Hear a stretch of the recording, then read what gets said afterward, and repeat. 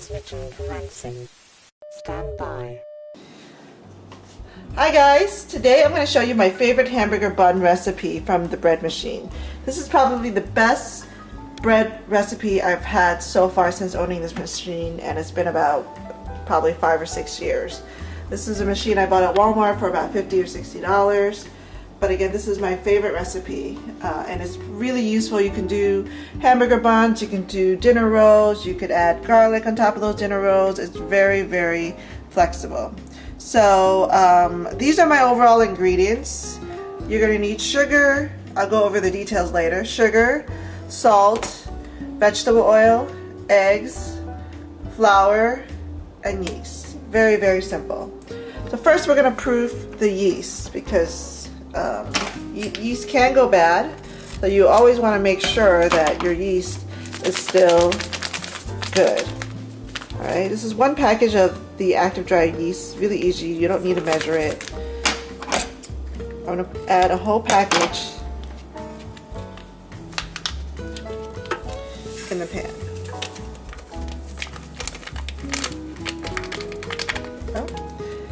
Then I'm going to add 1 cup of hot water, and I don't recommend microwaving the water. It will kill your yeast. If you don't have hot water, just use hot tap water. Very, very simple.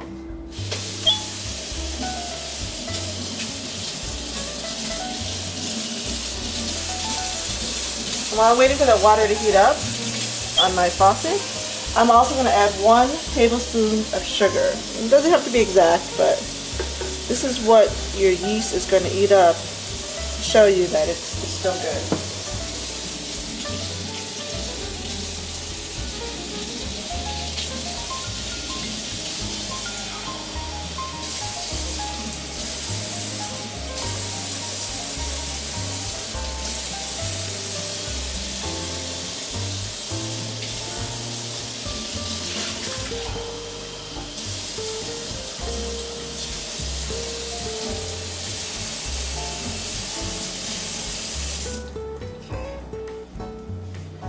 So again, that's 1 cup of hot water just from the tap. I'm going to pour it in there. Alright. And then I'm going to set the timer for 10 minutes. This will give you enough time to show you whether the yeast is good or not. And then when it's done, I'll show it to you. It should look foamy, because what the yeast will do is eat up all the sugar, and it'll show you that it's still good. So I'm going to set the timer for 10 minutes. And while I do that, I'm going to prepare and put together everything else. Alright, so the 10 minutes are up, and I've measured all my ingredients, which I'll go over in just a little bit. But I want to show you the yeast and how it should look after about 10 minutes. You'll see it looks a little foamy because it's eating up all the sugar, and that's when you know it's still good. If it doesn't, you should throw it out, because you're just going to waste all your ingredients and your time because the yeast went bad. So, and again, that's another reason why I like these packets, because they kind of helps us keep it fresh versus a jar. Alright, so what I have here, as you know, with the bread machine, you're going to want to add all of your wet ingredients before your dry ingredients. So I have here 2 eggs. I didn't even beat them, I just throw them in the machine. And I like to crack them before I put them in the machine, just so that there's no shells and that you have to fish out or anything like that. But that's why I do that. Then I have 1/3 of a cup of oil and 2 tablespoons. Again, this is vegetable oil, so that's 1/3 of a cup and 2 tablespoons that I'm going to add in there. Okay. That's it for my wet ingredients. Now I'm going to add the salt. It calls for 1 teaspoon. 1 teaspoon of salt, but I'm going to put a little bit more because I think it could use a little more salt. That's about a teaspoon there, and a little more. Okay. And then this is a 1/4 cup of white sugar. I'm going to throw in there. Again, that's a 1/4 cup of white sugar. And the last thing is the flour. This is 4 cups that you'll need. 4 cups of flour that I've already measured. That'll go into the bread machine.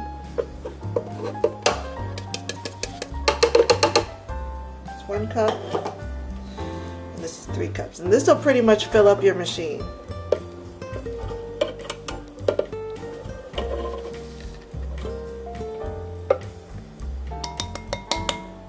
Okay.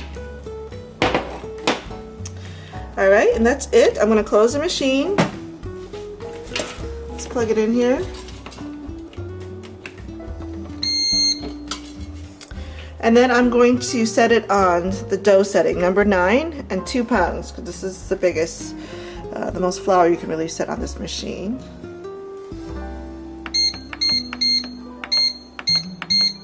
Hopefully your machine, if you use a different one, I'm sure there's a dough setting. And then, as you see, it takes an hour and a half. And I hit start. And just so you know, this recipe yields 12 traditional hamburger sized buns. You can actually make them a little smaller if you're going to do rolls, but it uses the perfect size hamburger buns, 12. Thank you, and I'll check back in a little bit. Hi everyone, so we're back.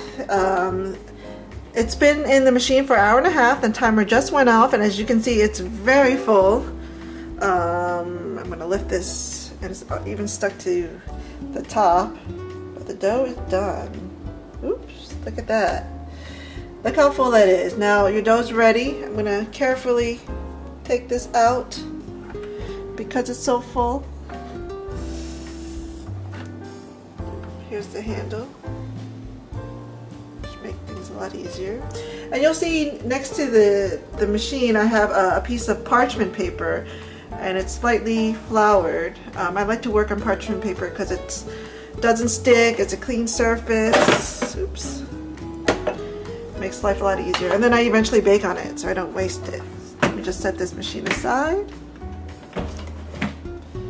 Alright, look, kind of fell a little bit, but it will go back up. I'm going to take this thing and flip it over and shake it out till it falls. Look at that. Look at that. That's great. This is what you want to see. Smells good too. Because I want to see the bread rise. I use a little plastic spatula because it's non-stick, and it's let me scoop everything out. Okay. Oops. Now I've got to hunt for the mixer, which I should have taken out earlier, but here it is. Make sure you don't bake that. Okay, set that aside. Now you have your dough. Okay. What I'm going to do is I'm going to split this dough up into half. Because again, I'm going to make 12 hamburger buns. So let's do this in half.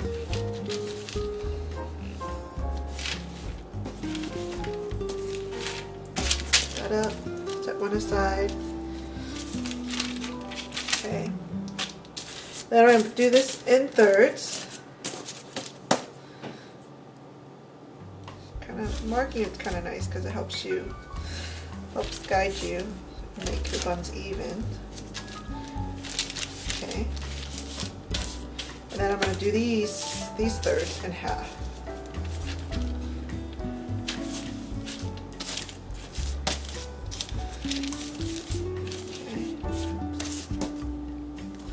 Okay, I'm going to do this one also.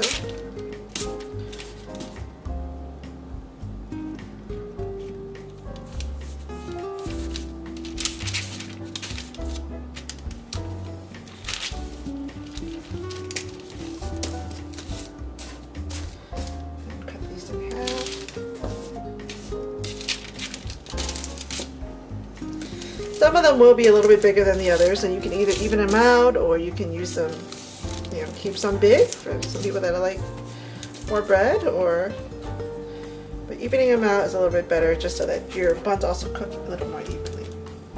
So now I have these in 12 equal parts. Okay. I'm going to take one as an example. You see this is already kind of smooth, but to get this sort of hamburger shape, what you can do is you pull these edges aside to the side and kind of fold them underneath so that it gives it a nice smooth surface. Okay, and you kind of make it a little round like this, and you do that with all 12. Again, I'm putting it on, I have an extra slice of parchment paper here next to me so I can set the other half as I make these, because I'm going to probably bake these either as one batch or in 2 batches, depending on your oven size. But that's one, and you pretty much, let me just do one more to show you as another example. You just kind of pull the edges aside, and it's already has a nice little smooth top. There you go. And you just kind of round it a little bit. And you set them probably a couple inches apart, or maybe 3 inches apart, so that they don't stick, because they will expand. So from here, you do this of course with all 12, and from here you let it sit for 30 minutes. Okay, so I'm going to come back in 30 minutes to let these buns rise. Thank you. Alright guys, so 30 minutes have passed. They rose a little bit. It's always good to put them in a warm area, and I actually have my oven preheated at 350 degrees. But again, when you're waiting for it to rise, it's always good to put them in a warm area. As you see, they have risen a little bit, and this is optional, so it's up to you. You can just kind of throw them in the oven if you wish, or to make them nice and pretty if you're serving to other people, or just like to kind of make it a little nicer. I have here an egg wash. I hate to waste a whole egg, so what I did is actually took 1 egg and just scooped out some of the egg white and yolk, I'm sorry, and then added a little bit of water, because you really don't use that much. And I have a wash, and I took a little brush here, as you can see, and I am brushing it across all the top here. So when they come out, you'll see they bake really nicely. Just makes for a nicer presentation.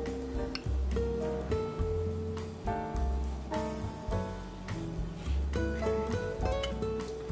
I'm going to do this with all of them. Okay, got 2 more left. Bear with me. Because in addition to this egg wash, I'm going to throw some sesame seeds on top. And again, it's optional.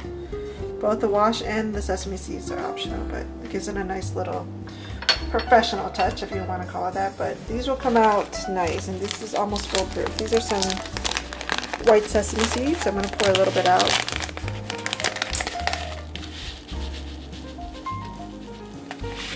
Okay. Sprinkle it on top. It'll stick because of the wash.